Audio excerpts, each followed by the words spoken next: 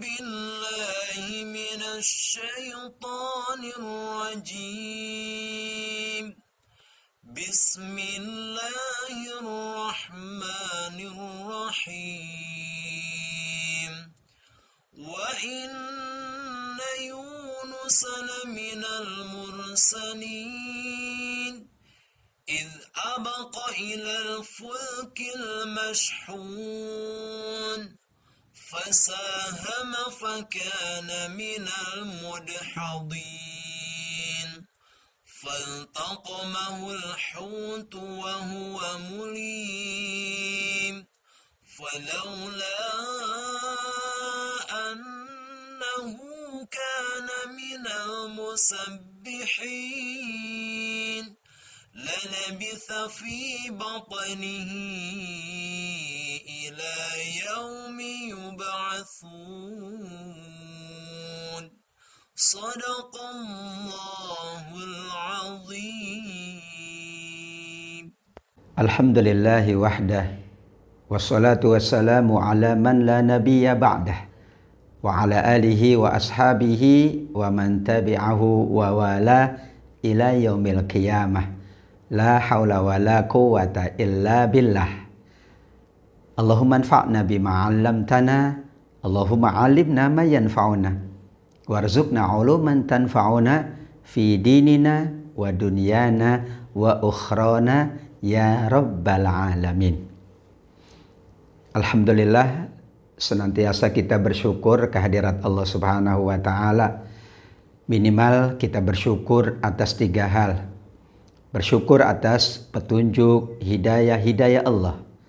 Bersyukur atas semua ketetapan Allah.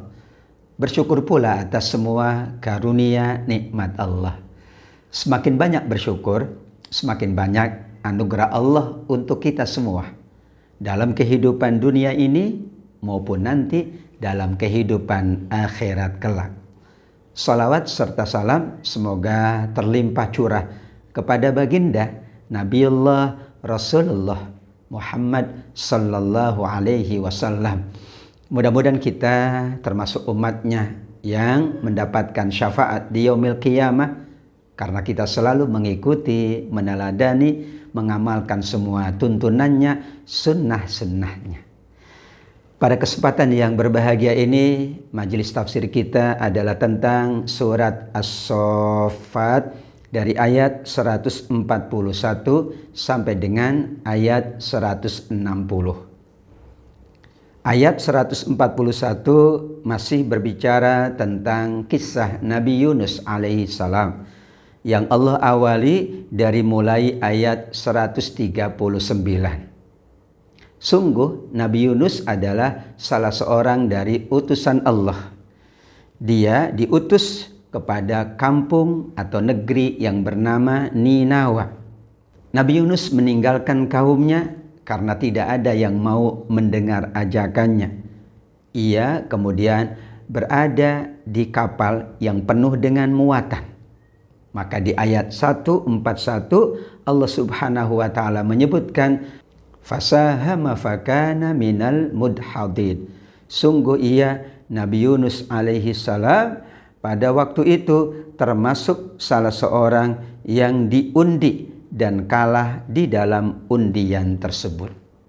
Kapal yang dinaiki oleh Nabi Yunus penuh dengan muatan, al-fulkil mashhun di ayat 141. Maka caranya adalah dengan diundi. Diundi siapa yang kalah, maka ia harus dikeluarkan dari kapal yang penuh dengan muatan. 3 kali diundi dan tetap yang keluar adalah nama Yunus bin Matta alaihi salam. Allah menghendaki di tengah perjalanan terjadi sesuatu yang mengakibatkan perahu itu tidak dapat berjalan dengan baik. Karena muatan kapal itu amat sangat penuh, maka sepakat untuk dikurangi muatannya. Beberapa barang sudah dikeluarkan dari kapal, namun tetap saja kapal masih amat sangat berat membawa bebannya, sehingga harus ada yang dikurangi dari penumpang. Cara yang dilakukan oleh mereka adalah dengan melalui undian. Diundi siapa yang namanya keluar, dia harus keluar secara sukarela dari kapal tersebut. 3 kali diundi, nama yang keluar adalah selalu nama Yunus bin Matta, yaitu Nabi Yunus. Maka pada kali yang ketiga, ia kemudian dengan sukarela keluar dari kapal dan terjun ke dalam lautan.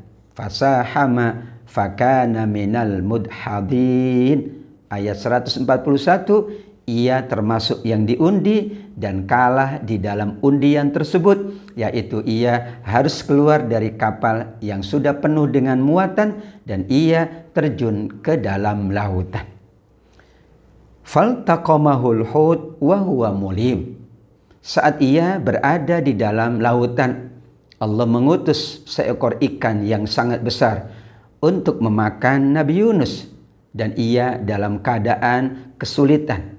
Saat itulah Allah perintahkan ikan tersebut untuk tidak memakan Nabi Yunus alaihi salam. Maka ia kemudian menyelamatkan Nabi Yunus. Allah mengingatkan di ayat 143 dan ayat 144. Falaula annahu kana minal musabbihin. Seandainya Nabi Yunus tidak banyak bertasbih, tidak banyak berzikir mengingat Allah, lalabitha fi batnihi ila yaumi yub'atsun. Ia pasti akan tinggal di perut ikan tersebut hingga hari berbangkit. Ia memperbanyak tasbih kepada Allah, ia berzikir kepada Allah, ia memohon ampun kepada Allah dan memohon pertolongan kepada Allah. Tafsir dari ayat 143 surat As-Saffat ini ada di surat Al-Anbiya ayat 87. Bagaimana tasbihnya Nabi Yunus alaihi salam. La ilaha illa anta subhanaka inni kuntu minadz zalimin. Ungkapan tasbih ini diabadikan oleh Allah bahwa ia mengatakan sepanjang ia berada di dalam perut ikan tersebut, tiada ilah melainkan Engkau ya Allah. Aku bertasbih memuji keagungan-Mu dan aku menyadari bahwa aku termasuk orang-orang yang telah berbuat zalim. La ilaha illa anta subhanaka inni kuntu minadz zalimin. Karena ia memperbanyak tasbih, karena ia selalu mengagungkan Allah, karena ia memohon pertolongan kepada Allah, maka Allah menolongnya. Fanabadnahu bil ara'i wa huwa sakim. Kemudian kami lemparkan dia ke daratan yang tandus sedangkan ia dalam keadaan kesakitan. Bagaimana tidak, Nabi Yunus berada di dalam perut ikan tersebut dalam waktu yang cukup lama. Sebagian mengatakan beliau berada di dalam perut ikan selama 3 hari 3 malam. Ada yang mengatakan lebih dari itu. Namun Allah katakan jika ia tidak bertasbih, jika ia tidak beristighfar, jika ia tidak berzikir, Nabi Yunus akan tetap tinggal di perut ikan hingga hari kiamat. Karenanya ungkapan tasbih ini, yaitu doanya Nabi Yunus, dikatakan oleh Nabi adalah doa dan ungkapan yang sangat mustajab. Siapapun berdoa dengan mengungkapkan doanya Nabi Yunus, la ilaha illa anta subhanaka inni kuntu minadz zalimin, Allah berkenan untuk mengabulkan permintaannya, khususnya ketika ia sedang dalam kesulitan, ketika ia mengalami berbagai macam kesulitan. Kesulitan yang dihadapi sesungguhnya adalah mudah bagi Allah. Syaratnya seorang hamba memohon pertolongan kepada Allah, mengagungkan Allah dan memperbanyak mengingat Allah Subhanahu wa ta'ala. Wa ambatna alaihi syajaratan min yaqtin. Setelah ikan itu melemparkan Nabi Yunus ke dataran yang sangat tandus, maka Allah siapkan di dataran tersebut yaitu sebatang pohon dari jenis labu. Karena Nabi Yunus dalam keadaan sakit, ia membutuhkan makanan yang dikonsumsi. Allah siapkan pohon di daratan yang tandus tersebut, yaitu pohon dari yaktin dipahami oleh para ulama sejenis pohon labu yang buahnya dapat dimakan oleh Nabi Yunus alaihi salam. Ini merupakan pertolongan Allah.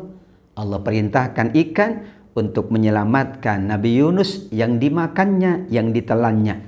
Kemudian dibawa ke daratan dan Nabi Yunus kemudian keluar dari perut ikan namun tetap dalam keadaan sakit. Allah siapkan pohon yang berbuah agar Nabi Yunus mendapatkan makanan untuk kembali memulihkan tenaganya. Begitulah rangkaian dari kisah Nabi Yunus alaihi salam. Dari mulai ia bersama kaumnya di Ninawa, ia kemudian keluar dari Ninawa menuju satu lautan yang luas. Ia menaiki kapal yang sudah penuh dengan muatan. Dalam perjalanan diundi dan Nabi Yunus selalu keluar namanya, sehingga dikatakan kalah dalam undian dan ia harus merelakan dirinya terjun ke dalam lautan. Disiapkan ikan yang sangat besar untuk menelan Nabi Yunus. Namun kemudian Allah perintahkan agar Nabi Yunus diselamatkan ke daratan. Disiapkan pula oleh Allah pohon dari sejenis pohon labu yang dapat dimakan oleh Nabi Yunus agar ia kemudian pulih tenaganya dan ia kembali ke kampung halamannya. Wa arsalnahu ila mi'ati alfin aw yazidun. Di ayat 147 Allah melanjutkan kisah Nabi Yunus bahwa ia kemudian diutus ke kampung Ninawa di mana ada kaumnya yang sudah beriman kepada Allah Subhanahu wa taala. Inilah rahasia dan hikmah dakwah. Ketika Nabi Yunus berada di negeri tersebut, tidak ada yang mau menerima ajakannya. Kemudian ketika Nabi Yunus keluar dari kampung Ninawa dan terjadi apa yang terjadi, kembali Nabi Yunus ke kampung Ninawa, ternyata kaumnya sudah beriman. Karena sepanjang ditinggalkan oleh Nabi Yunus alaihissalam, terjadi musibah yang menimpa negeri Ninawa. Mereka semuanya meyakini bahwa keberadaan Nabi Yunus membantu mereka. Mereka mencari Nabi Yunus, namun Nabi Yunus sudah jauh dari kampung mereka.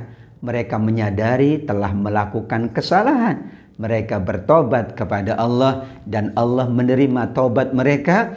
Kemudian Allah Subhanahu wa taala memberikan hidayah kepada mereka. Mereka beriman kepada Nabi Yunus alaihi salam.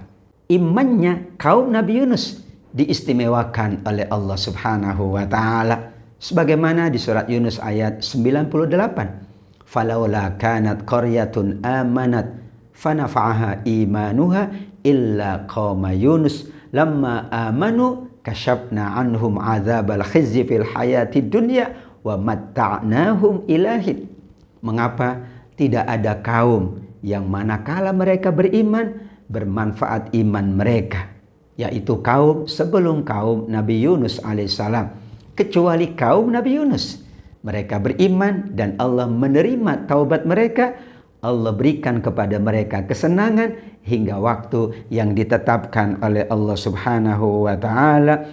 Fa'amanu famatta'nahum ilahin. Mereka kaumnya Nabi Yunus beriman, kemudian kami, kata Allah Subhanahu wa taala, memberikan kesenangan kepada mereka, kenikmatan hidup hingga waktu yang ditetapkan oleh Allah Subhanahu wa taala. Imam Ibnu Katsir mengkaitkan ayat 148 surat As-Saffat ini dengan surat Yunus ayat 98 yang menjadi keistimewaan dari kaum Nabi Yunus. Allah menerima taubat mereka. Allah kemudian memberikan mereka kenikmatan hidup. Mereka pula mendapatkan hidayah, iman dari Allah.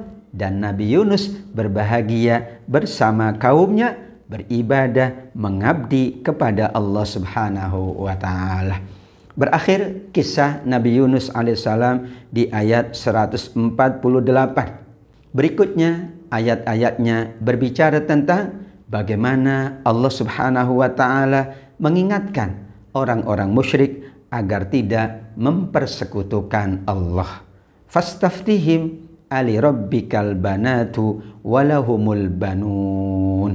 Maka tanyakanlah wahai Muhammad kepada mereka orang-orang Mekah, apakah anak-anak perempuan itu adalah untuk Tuhanmu, sedangkan untuk mereka anak laki-laki?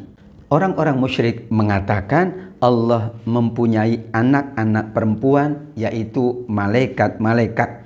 Padahal mereka sendiri tidak suka kalau anaknya perempuan. Mereka menganggap hina anak perempuan tersebut.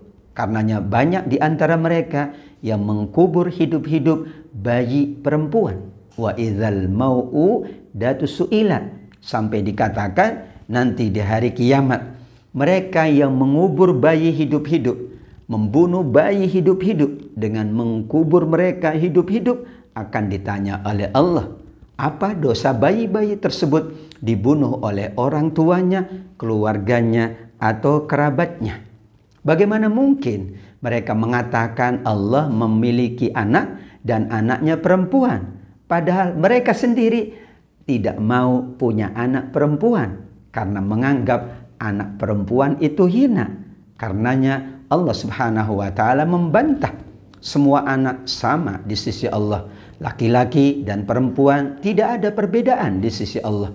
Jika keduanya beramal, jika keduanya beribadah, baik laki-laki maupun perempuan layak mendapatkan kebaikan di sisi Allah. Sebagaimana Allah firmankan di surat An-Nahl ayat 97. Man amila shalihan min dzakarin aw untha wa huwa mu'min falanuhyiyannahu hayatan thayyibah. Siapapun yang beramal soleh, apakah dia laki-laki atau perempuan, dan ia menjalankannya karena iman kepada Allah, maka kami akan memberikan penghidupan kepada keduanya, laki-laki maupun perempuan, kehidupan yang baik.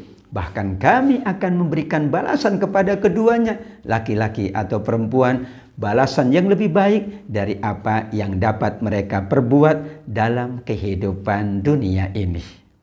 Am khalaqnal malaikata inatha wa hum syahidun. Pertanyaan kedua yang diperintah oleh Allah agar Nabi Muhammad menyampaikan kepada orang-orang Mekah yang mempersekutukan Allah. Atau apakah kami mencipta malaikat-malaikat itu perempuan, sedangkan mereka menyaksikannya? Artinya mereka menyadari bahwa tidak pernah mereka melihat malaikat. Mereka tidak mampu melihat malaikat dalam wujud yang asli, sehingga tidak dapat diketahui jenis kelaminnya laki-laki atau perempuan. Bagaimana mungkin mereka menisbahkan anak perempuan kepada Allah, yaitu malaikat-malaikat, padahal mereka tidak pernah melihat malaikat. Mereka tidak mampu melihat malaikat dalam wujud yang asli. Bagaimana mungkin mereka mengatakan bahwa malaikat-malaikat itu perempuan, malaikat-malaikat itu berjenis kelamin perempuan, malaikat-malaikat itu anak-anak Allah Subhanahu wa taala. Ala innahum min ifkihim layakulun waladallah wa innahum lakadzibun. Di ayat 151 Allah Subhanahu wa taala menegaskan tentang kebohongan dan kedustaan mereka. Ingatlah, sesungguhnya di antara kebohongan mereka adalah karena mereka mengatakan Allah mempunyai anak. Sungguh mereka itu adalah para pendusta. Tidak dapat membuktikan bahwa Allah memiliki anak. Tidak dapat membuktikan bahwa anak Allah itu malaikat. Tidak dapat membuktikan bahwa malaikat-malaikat itu berjenis kelamin perempuan. Tidak ada yang dapat mereka buktikan, berarti mereka berdusta kepada Allah Subhanahu wa taala, dan mereka sesungguhnya mengetahui bahwa yang mereka katakan tentang Allah, yang mereka katakan tentang malaikat adalah perkataan tanpa dasar ilmu, perkataan tanpa ada kebenaran, semuanya adalah dusta kepada Allah Subhanahu wa taala. Astafal banati 'alal banin. Apakah dia, yaitu Allah, memilih anak-anak perempuan daripada anak-anak laki-laki? Apakah Allah lebih memilih anak-anak perempuan untuknya daripada anak-anak laki-laki? Kalau mereka mengatakan Allah memiliki anak dan anaknya perempuan, berarti Allah lebih memilih perempuan daripada anak laki-laki. Tentu ini juga bertentangan dengan kemahakuasaan Allah, dengan maha suci Allah subhanahu wa ta'ala. Karenanya di ayat 154 Allah subhanahu wa ta'ala menegaskan kepada mereka, malakum kaifa tahkumun, mengapa kalian ini, bagaimana kalian ini menetapkan sesuatu tanpa dasar ilmu, afala tadzakkarun, mengapa mereka tidak berpikir terlebih dahulu, tidak memikirkan apa yang mereka katakan, tidak memikirkan apa akibat dari perkataan mereka kepada Allah subhanahu wa ta'ala. Mereka mengatakan sesuatu yang bertentangan dengan kemahakuasaan Allah, maha sucinya Allah. Bahkan mereka berdusta kepada Allah dengan menisbahkan anak kepada Allah. Bahkan yang dinisbahkan adalah anak perempuan, yaitu malaikat-malaikat Allah. Sedangkan mereka tidak ada ilmu, tidak ada bukti, dan tidak ada mereka pernah menyaksikan malaikat, melihat malaikat, melihat bahwa Allah ada anak. Karenanya Allah bertanya kepada mereka, malakum kaifa tahkumun, apa yang kalian fikirkan? Kenapa kalian tidak berfikir lebih dalam lagi? Kenapa kalian tidak berfikir sesuai dengan ilmu yang ada? Kenapa kalian memperturutkan nafsu dengan mengatakan sesuatu yang tidak patut dengan kemaha sempurnaan Allah subhanahu wa ta'ala? Allah pula menegaskan kepada mereka ketika mereka tidak dapat menjawab apa yang Allah sampaikan tadi, amlakum sultanum mubin, atau kalian merasa punya bukti yang jelas.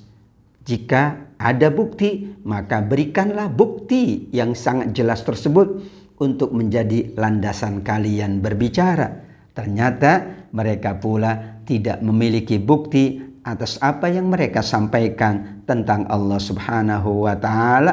Kalau mereka punya kitab, fa'tu bi kitabikum in kuntum shadiqin, berikan kitab itu, berikan buku itu yang menjadi dasar dari ucapan kalian. Jika kalian benar di dalam ucapan tersebut, silakan bawa buku itu, bawa kitab itu jika kalian memang orang-orang yang benar. Wa ja'alu bainahu wa bainal jinnati nasaba wa laqad alimatil jinnatu innahum lamuhdharun. Mereka kemudian pula mengadakan hubungan nasab antara Allah dan jin. Setelah menisbahkan anak, yaitu malaikat, kepada Allah, mereka pula menasabkan Allah dengan jin, bahwa jin juga bagian dari keturunan Allah.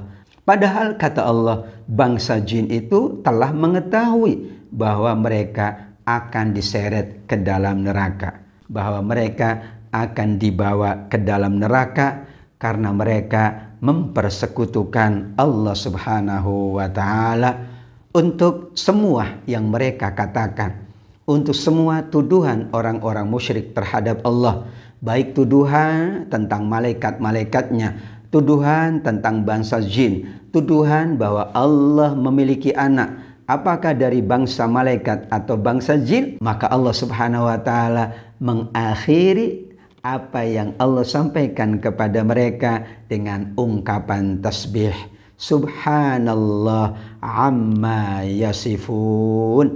Maha suci Allah dari semua yang mereka sifatkan terhadap Allah yang tidak layak dengan maha suci Allah, maha sempurna Allah subhanahu wa ta'ala. Laisa kamitslihi syai', tidak ada yang semisal, yang serupa dengan Allah dalam semua aspeknya.